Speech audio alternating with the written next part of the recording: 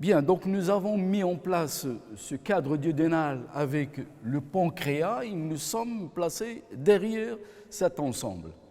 Ainsi, du côté gauche, vous avez la rate et du côté droit, plus haut, nous allons voir qu'il y a le foie, puisque c'est une vue postérieure qui va nous montrer quoi? Eh bien, il va nous montrer les rapports avec cet ensemble par l'intermédiaire du fascia de Treitz, c'est-à-dire à l'intérieur de la fameuse loge qui est en haut, loge fibro-séreuse. Ces rapports sont représentés essentiellement par des vaisseaux, vaisseaux et des conduits ou le conduit principal de la bile. Les vaisseaux sont d'abord artériels. Nous avons en haut l'aorte abdominale qui normalement passe derrière le duodénum pancréas comme ce qu'on a vu sur la coupe sagittale.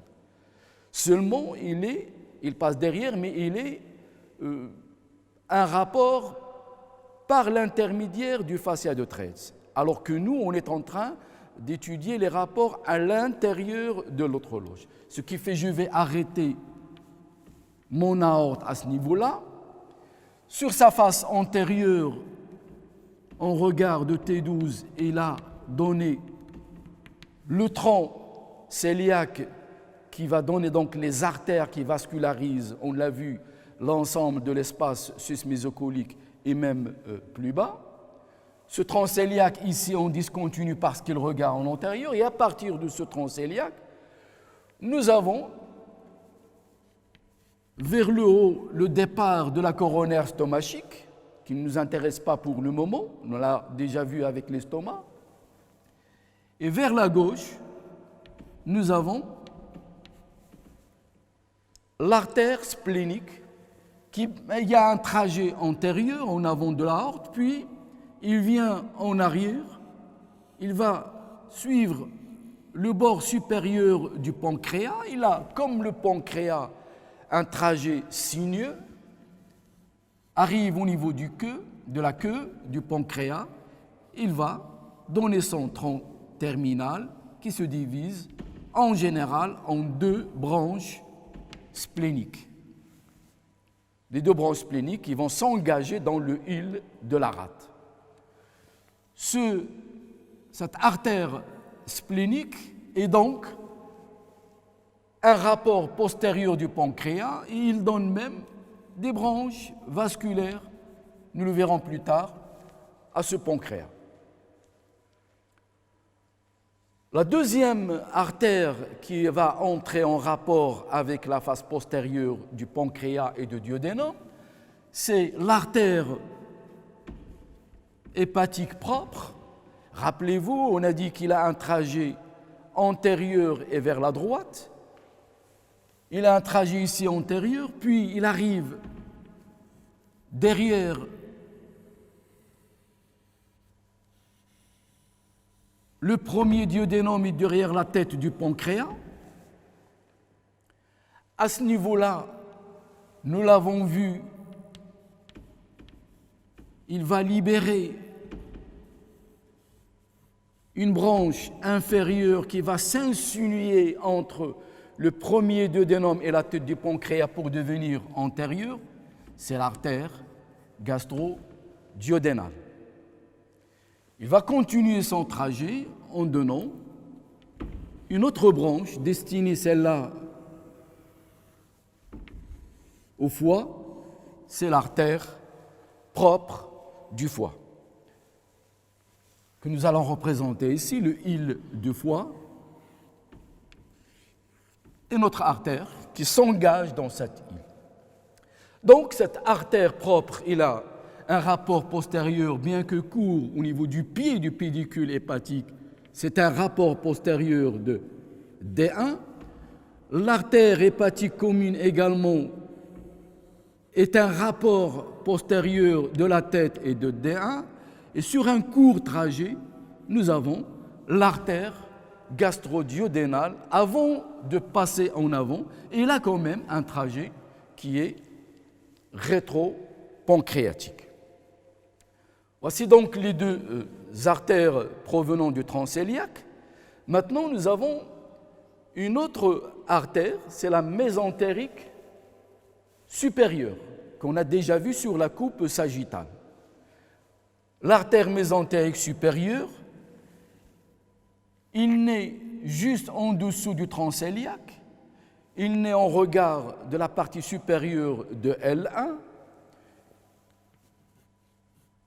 et tout de suite il s'engage dans la loge fibrocéreuse pour devenir un rapport postérieur de l'isthme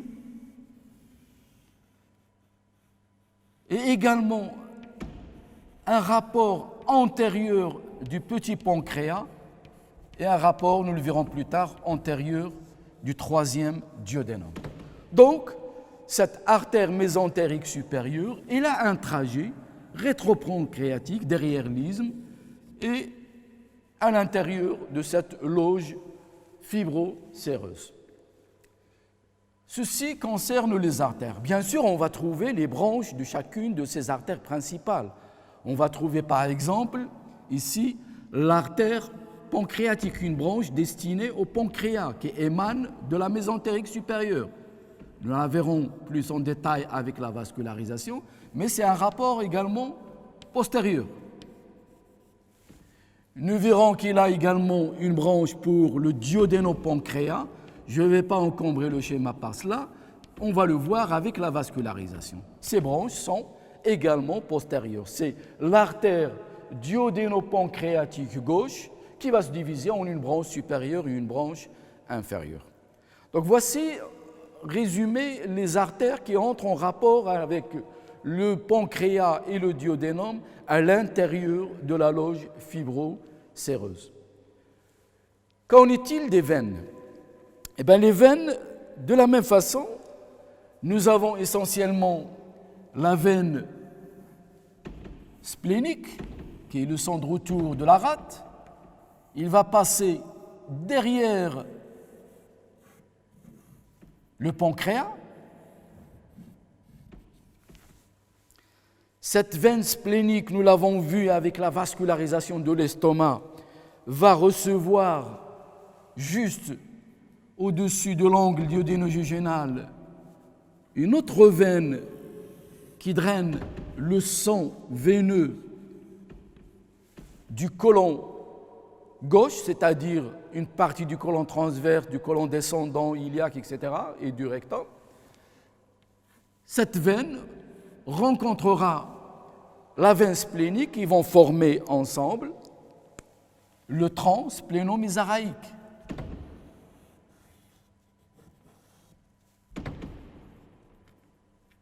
Le tronc spléno-mésaraïque.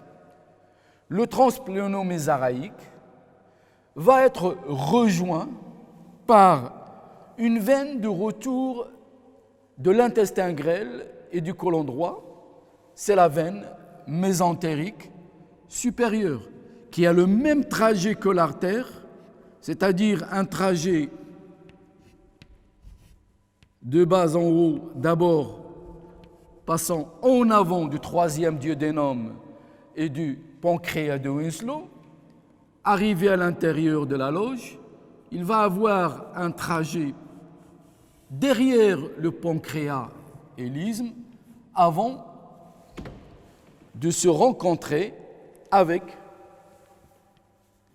le tronc spléno-mésaraïque. Cette rencontre on va épaissir ce tronc pour le mieux voir. Cette rencontre entre la veine mésentérique supérieure et le tronc spléno-mésaraïque forme notre fameux tronc porte qui a un trajet horizontal arciforme dans la concavité regarde en haut, passe derrière la tête du pancréas, derrière D1 et derrière l'angle supérieur du duodénopancréas pour remonter finalement vers le hile hépatique. Ainsi donc est formé le tronc porte. Vous voyez L'origine du tronc-porte, c'est derrière l'isthme, c'est l'association de la veine splénomézaraïque ou du tronc splénomézaraïque avec la veine mésentérique supérieure. Ce tronc, une fois formé, il aura un trajet horizontal arciforme à concavité supérieure, puis ascendant directement vers le hile hépatique. Nous verrons plus tard sa distribution après ce trajet-là. Donc le tronc-porte est également un rapport postérieur de l'ensemble duodéno-pancréas, le tronc splénomézaraïque avec la veine mésentérique inférieure, avec la veine splénique, sont des rapports du complexe corporio-caudal.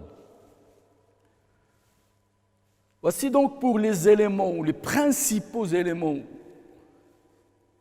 vasculo-nerveux. Maintenant, il nous reste à parler des éléments biliaires. Nous savons que le tronc-porte est l'élément principal du pédicule hépatique, que à sa gauche descend ou remonte plutôt, si on suit le sens de la circulation, l'artère propre hépatique, et qu'à sa droite, sur sa droite, descend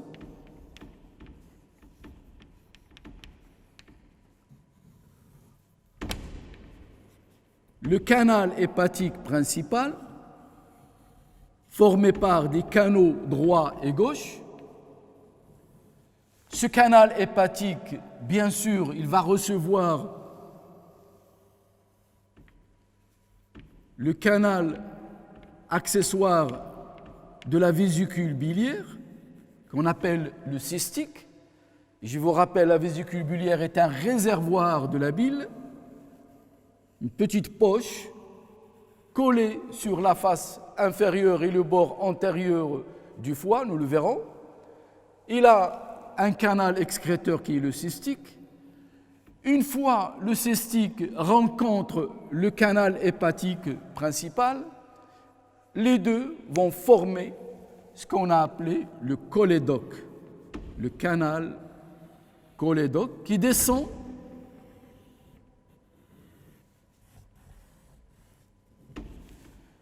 derrière le premier duodénum, derrière la tête du pancréas,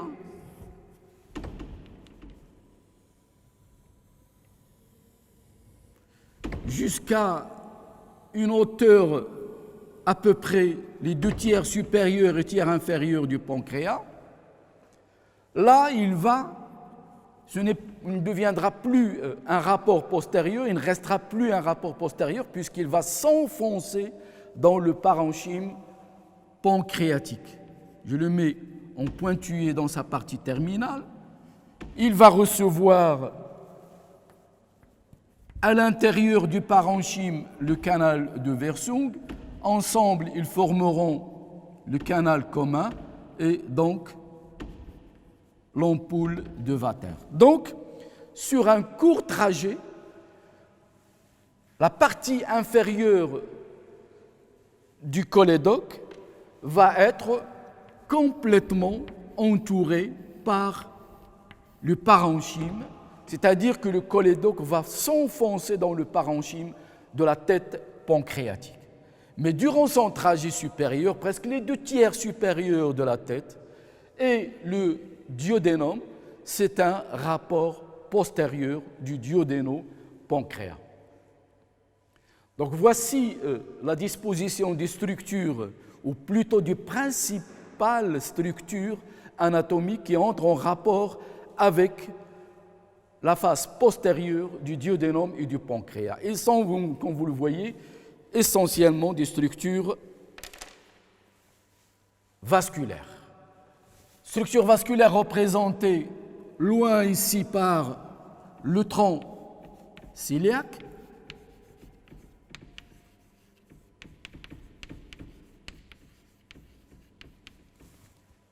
qui va donner l'artère splénique,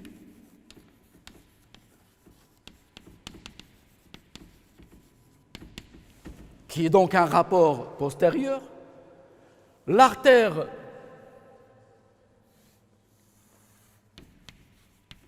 hépatique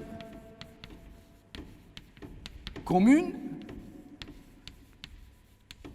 qui est un rapport postérieur dans sa partie toute terminale, arciforme, et qui va se diviser en une artère hépatique propre, également un rapport postérieur de premier duodénum. Sur un court trajet, l'artère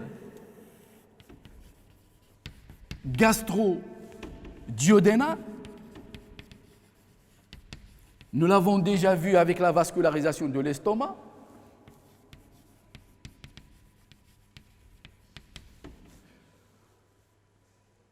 Un autre élément vasculaire très important qui complète ces rapports, c'est l'artère mésentérique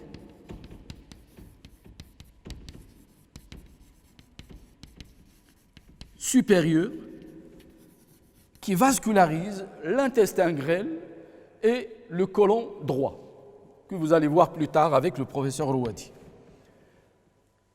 Cette artère mésentérique supérieure, il va donner des branches. Nous retrouvons ici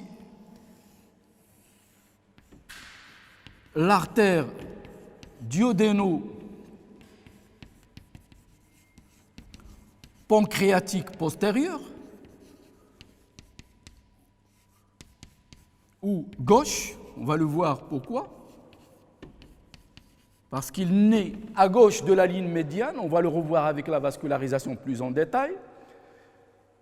Et bien sûr, la veine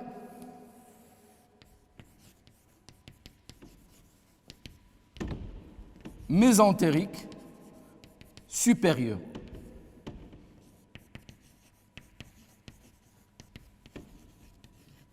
Qui a le même trajet que l'artère, un trajet passant en avant du troisième duodénum, en avant du crochet au pancréas de Winslow, et puis il se met derrière l'isthme du pancréas pour former donc un élément important des rapports postérieurs à l'intérieur de la loge fibro-séreuse, comme nous l'avons vu. L'élément biliaire est représenté essentiellement par le canal cholédoque. Je vous rappelle, canal cholédoque, résultat de la fusion du canal hépatique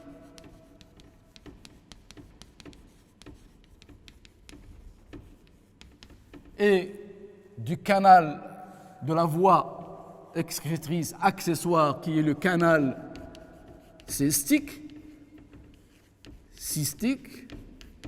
qui draine la bile emmagasinée au niveau de la vésicule biliaire. Et à côté de ces structures, on peut trouver des lymphneux rétro-pancréatiques qui sont placés derrière la tête, qu'on appelle les lymphneux rétro-pancréatiques tout court. Lymphneux rétro-pancréatique.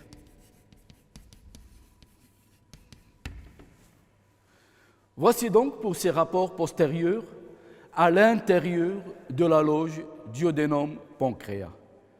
On va voir maintenant des structures ou une situation, une anatomie topographique encore plus importante. Ce sont les rapports postérieurs par l'intermédiaire du fascia de Treitz, c'est-à-dire des rapports en dehors de la loge duodéno-pancréatique. Donc je disais que les rapports postérieurs à l'intérieur de la loge fibreux-séreuse de l'ensemble duodéno-pancréas sont représentés essentiellement par des vaisseaux. Nous avons vu les différentes artères, ici légendées comme devant vous.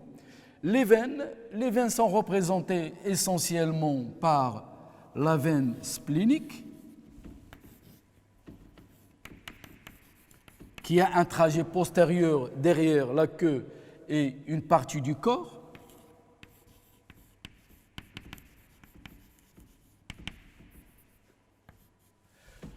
Cette veine splénique va recevoir la veine mésentérique inférieure qui draine l'ensemble du côlon gauche, veine